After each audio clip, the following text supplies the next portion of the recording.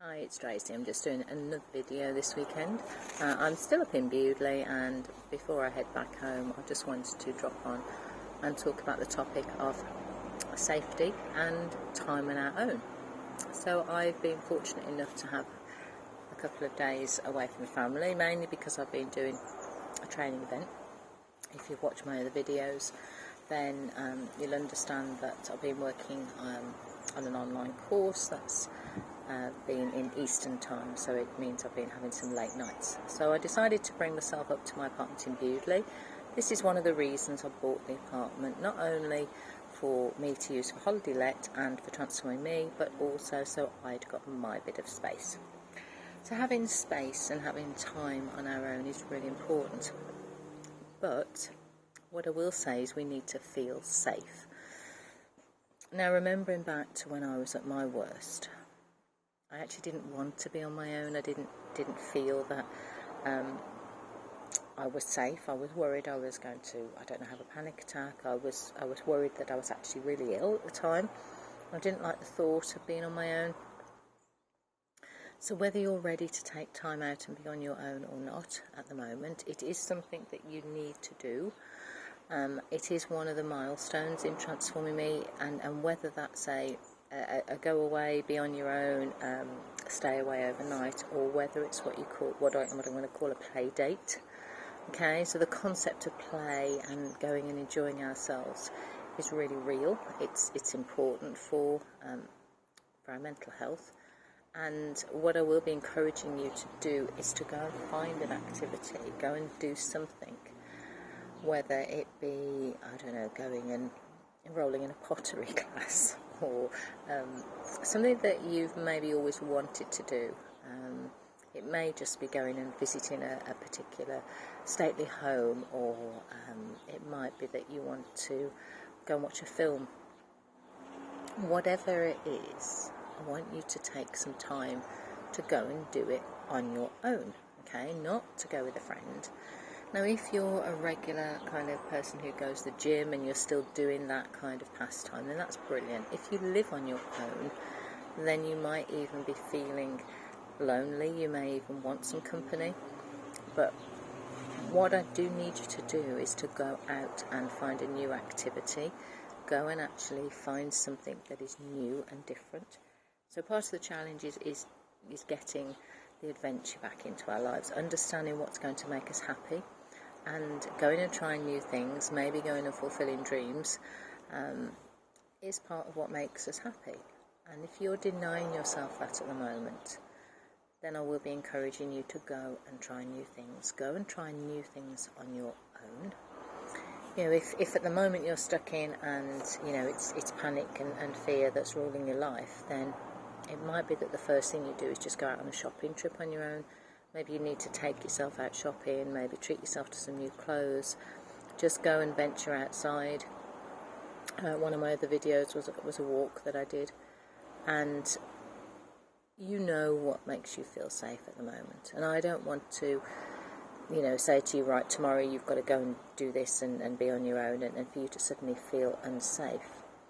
But it is part of the process. I remember working with one of my clients, and, she hadn't been out on her own for a while, and I brought her up to Bewdley and we had a lovely walk. But, I honoured her with the opportunity to have some time on her own, and then I allowed her to walk around the town and, to walk back on her own. And that was a big thing, and that can be a really strange thing for those people that are well to understand that even a simple walk around a strange town can make people feel incredibly nervous.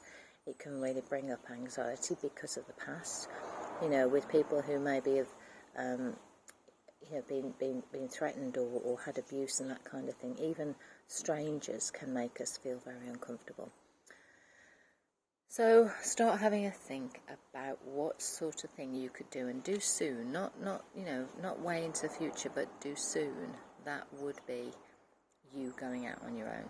And if the first thing is to go and walk around the block, if the first thing is to go and walk somewhere that is familiar to you, then go and do that. But after that, the next stage is to go and elevate what you do and push yourself to do a bit more. It might be that it's a drive on your own. Maybe you've not driven the car, because that can be a real thing for some people. They can actually stop driving. Maybe you need to go and drive the car. Maybe you need to get in your car and drive your car again. So you'll know when the time's right. I would ask you when we have our sessions to call out what it is that maybe you've not been able to do on your own, where maybe you've always wanted somebody to hold your hand or come out with you, whatever it is, where you felt like you just don't feel comfortable and confident enough to do something on your own. I didn't realise that I was still holding on to a fear of being on my own, and it dated back to when my mum used to say to me as a child, "Oh, you can't do that, don't walk home on your own." She used to make me feel very unsafe when I was a child. I shouldn't be on my own, I shouldn't walk home late at night, all those kinds of things. And we still carrying on with those patterns. That's what I realised about me, is that I was still holding on to a pattern from a belief that my mum had installed in me. Now, as you get to know me better, you'll know that last year I lost Mum, and it was, it was quite a short process from when she went into hospital to the day she died. But I knew for a long time she was ill, and she'd been ill for quite a number of years. And fortunately for me, we managed to get her into a care home, and she was cared for. But I do remember even my mum in her latter years, she got very frightened of being left on her own, and she felt safer with somebody in the house.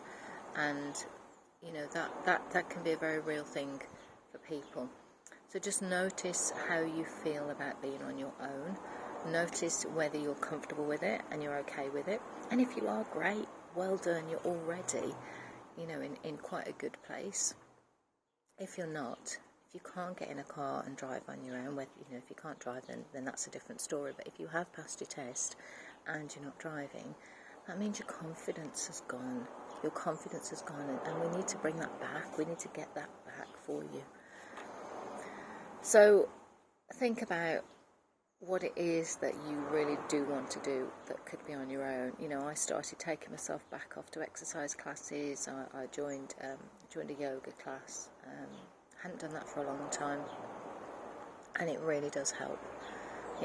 Finding new things, creating new habits, giving yourself some independence and some space can just help that mental well-being. It helps build new neurons. It helps build confidence, mastering doing those simple things in life, mastering them again and doing them. You've done them before. Come on, if there's anything that you're not doing at the moment that you've done before, if it's that you're not driving at the moment, you have done it before. You know you can do it. Your mind has already been programmed, and it's quite capable of actually driving the car. It's just your inner confidence that's been knocked at the moment. So if you needed some help around confidence and doing anything, any of those kinds of activities on your own, then that's what I'm here for, okay? It will come anyway, it will come naturally. But if you want to be pushed, if you want to start saying, look, I really need to get back in the driving seat again, or I really need to get my confidence to go out shopping again, just notice how much your life has maybe closed down, how small you've made your world. There is a whole world out there, and you've probably been functioning a lot better than you are today, because that's why you're here, that's why you're watching the videos. Maybe you're stuck indoors because you had an injury previously. When we lose confidence in our independence, when we lose confidence to do things on our own, we are really creating a disability in ourselves. We are really, what's the phrase, cutting our noses off to spite our faces. Denying yourself time on your own, denying yourself access to the outside world, denying yourself the ability to drive. When I got in the car, I just used to put my music on. I loved my music. I still love music, and music is fabulous therapy, and I'll talk about that in another video. So notice what it is at the moment that you're not doing that you should be doing. Find out something that you maybe could do and go and try that's on your own. Okay? So go and be with yourself, go and have some time to yourself, and go and do what you enjoy, please. See you soon. Bye.